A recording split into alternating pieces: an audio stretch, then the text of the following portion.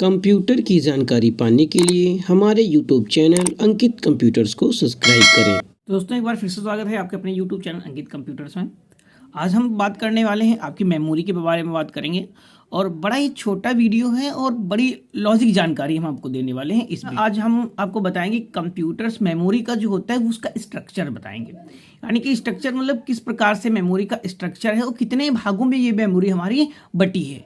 ठीक है, यानी कि मेमोरी के जितने भी पार्ट्स हैं उसको एक फ्लो चार्ट के माध्यम से हम आपको समझाने वाले हैं। ठीक है, तो बने रहिए वीडियो में और लास्ट तक वीडियो को देखिएगा और बड़ा ही इंपॉर्टेंट ये वीडियो आपका होने वाला है। ठीक है, तो वीडियो को हम लोग शुरू करते हैं। तो सबसे पहले यहाँ पे टाइप कर लेते हैं टाइप्स ऑफ कंप्यूटर मेमोरी, है ना, कंप्यूटर मेमोरी। ठीक है, कंप्यूटर मेमोरी।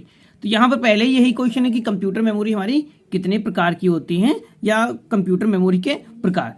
तो प्रकारों के अन्य नाम भी बताएंगे हम आपको, कितने प्रकार से हम लोग इसको जानते हैं। तो बेसिकली सभी को पता है जो हमारी कंप्यूटर की मेमोरी होती है वो दो प्रकार की होती है। कितने प्रकार की होती है? दो प्रकार की होती है। कौन कौन सी है भाई? अगर किसी को पता है तो कमेंट बॉक्स में बताइएगा। पहले इसको हम बोलते हैं इंटरनल मेमोरी। क्या बोलते हैं? Internal memory. दूसरी हम लोग क्या बोलते हैं? External memory. क्या बोलते हैं? External memory. और हम इसको क्या जान सकते हैं? इसको आंतरिक मेमोरी, इसको बाह्य मेमोरी, इसको स्थायी मेमोरी, इसको अस्थायी मेमोरी, इसको स्थायी मेमोरी, ऐसे भी आ जाता है ना। तो कई प्रकार से आपके मेमोरी जो आते हैं क्वेश्चन आ जाते हैं। जरूरी नहीं इंटरनल एक्सटर्नल है, या आंतरिक बाहरी भी आ सकता है, स्थायी अस्थायी भी आ सकता है ना। तो ये आपको थोड़ा सा क्वेश्चन देखने होंगे। ठीक है, तो यहाँ पे लिखने की जरूरत है नहीं, ये आप लोग याद कर लीजिए क्या क्या होते हैं।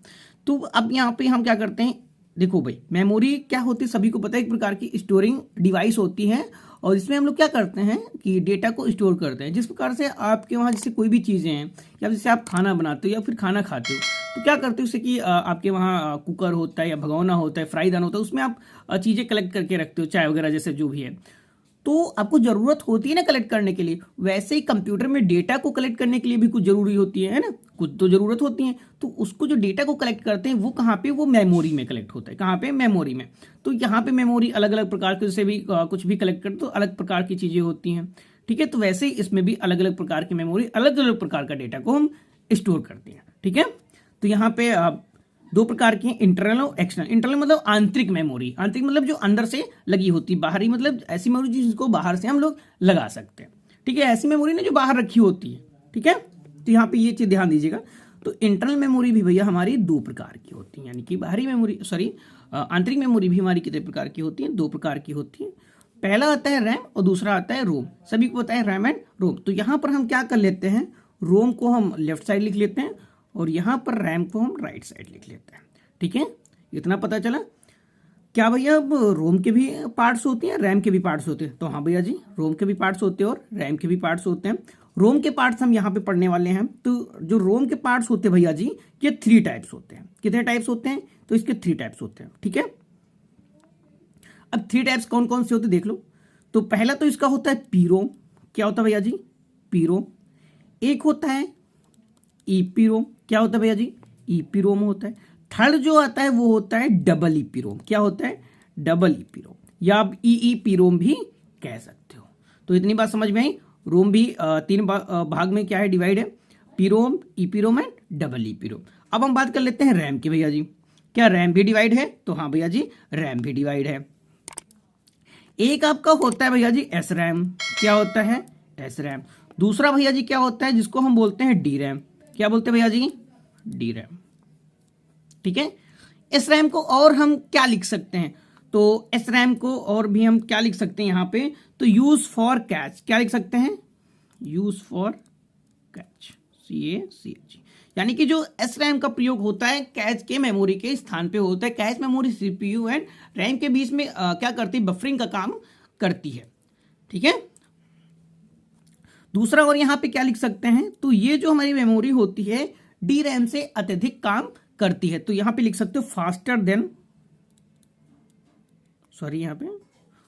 Then D RAM. राइटिंग सही नहीं है, आप लोग जान लीजिएगा। जो भी अगर ना समझ में आ रहा तो कमेंट कर दीजिएगा, सर ये मुझे समझ में नहीं आया, ठीक है। तो इतना, आई थिंक इतना आपको समझ में आया होगा। नेक्स्ट बात करते हैं डी रैम। क्या भैया डी रैम के भी पार्ट्स होते हैं? तो हाँ भैया जी, बिल्कुल आपके डी रैम के भी पार्ट्स होते हैं। ये आपका फ्लो चार्ट बन रहा है, आप प्लीज़ आप लोग ऐसे ही बना लीजिएगा जैसे कि याद हो जाएगा आपको। तो यहाँ पे डी रैम के भी क्या होते हैं? पार्ट्स होते हैं, पहला, दूसरा एंड तीसरा, 3 पार्ट आपके होते हैं। पहला आ जाएगा यहाँ पे एस डी रैम। क्या आ जाएगा भैया? एस डी रैम आ जाएगा। दूसरा आपका यहाँ पे आ जाएगा आर डी रैम। क्या आ जाएगा भैया जी? R D RAM. तीसरा जो भैया यहां पे आ जाएगा आपका DDR SD रैम। क्या आ जाएगा? DDR SD रैम, ठीक है। तो इतना पार्ट आपको समझ में आ गया होगा। अब क्या भैया DDR SD रैम के भी पार्ट्स होते हैं? हाँ भैया जी, बिल्कुल DDR SD रैम के भी पार्ट्स हो रहे हैं, ठीक है। तो आप लोग देख रहे हो कितना फ्लो चार्ट लंबा बनता हुआ चला जा रहा है। तो हम लोग इसके भी पार्ट्स यहाँ पे देख लेते हैं, ठीक है। इसके भैया जी जो होते हैं, इसके 4 पार्ट होते हैं। कितने? 4 पार्ट। कौन कौन से होते हैं देख लो। DDR1, ठीक है, DDR SD रैम जिसको आप बोलते हो। दूसरा आ जाएगा DDR2, ठीक है। तीसरा आ जाएगा भैया जी DDR3। चौथा आपका आ जाएगा भैया जी DDR4। क्या आ जाएगा भैया जी? DDR आपका 4 आ जाएगा। तो ये आपका क्या है? एक प्रकार का फ्लो चार्ट है कंप्यूटर मेमोरी को समझाने का, ठीक है। तो ये इंटरनल मेमोरी का इतना चार्ट है, ठीक है। अब हम लोग बाह्य पे आते हैं, यानी कि एक्सटर्नल मेमोरी पे आते हैं। तो एक्सटर्नल मेमोरी के भैया पार्ट नहीं होते, इसको हम एग्जांपल के तौर पर समझते हैं, ठीक है। यानी कि ऐसी मेमोरी जिनको बाहर से हम लोग क्या कर सकते हैं? लगा सकते हैं, या डेटा उनमें स्टोर कर सकते हैं। इसको एक प्रकार से हम नॉन वोलेटाइल मेमोरी भी कहते हैं, और इसको हम स्थायी मेमोरी भी कहते हैं। यानी कि इसमें जो डेटा रहता है वो परमानेंट रहता है, इस पर कभी भी डिलीट नहीं होता जब तक कि आप अपने मन से इसको डिलीट नहीं करते हैं, ठीक है। करप्ट हो जाए उसकी बात अलग है, ठीक है। इसमें क्या आता है? जैसे कि HDD, क्या आता है? HDD भी आता है। आपने SSD भी सुना होगा, है ना। और आपने CD यूज़ भी किया होगा, CD, DVD, फ्लॉपी डिस्क वगैरह, मैग्नेटिक टेप वगैरह, जितने भी बहुत सारी CD आपने देखी होगी, टेप भी देखा है, जैसे कि इसमें लेयर टाइप में होता था, ठीक है। और आपने USB तो बहुत प्रेजेंट टाइम में सबसे ज़्यादा चल रही है, इसका भी आपने सुना है। बाकी जितने भी बाहर से मेमोरी को हम क्या करते हैं? लगाते हैं, वो सभी क्या हो जाती हैं? एक्सटर्नल मेमोरी भैया जी आपकी कहलाती हैं। एक बात यहाँ पे आपके जहन में घूम रहा होगा, एक क्वेश्चन घूम रहा होगा कि क्या सर इनके सारे फुल फॉर्म भी होते हैं? तो हाँ भैया जी, सभी के फुल फॉर्म होते हैं। तो जिसको इसके फुल फॉर्म पता है ना, चाहे आप PROM हो, EPROM हो, डबल EPROM हो, SRAM हो, DRAM, SD, RD रैम, जिनके भी आपको फुल फॉर्म पता है, प्लीज़ मुझे कमेंट बॉक्स में आप प्लीज़ बताइएगा, ठीक है। वरना मैं इसके बाद में नेक्स्ट वीडियो बताऊंगा जिसमें सभी के क्या बताऊंगा, मैं सभी के फुल फॉर्म में बताने वाला हूं आने वाले नेक्स्ट वीडियो में। तो प्लीज़ आप सभी लोग चैनल को सब्सक्राइब कर लीजिएगा और बेल आइकन को भी ऑन कर लीजिएगा, जिससे कि जो आने वाले वीडियो हैं आप तक इंपॉर्टेंट वो सबसे पहले आप तक पहुंच जाए और सबसे अच्छी जानकारी आप तक सबसे पहले मिल जाए।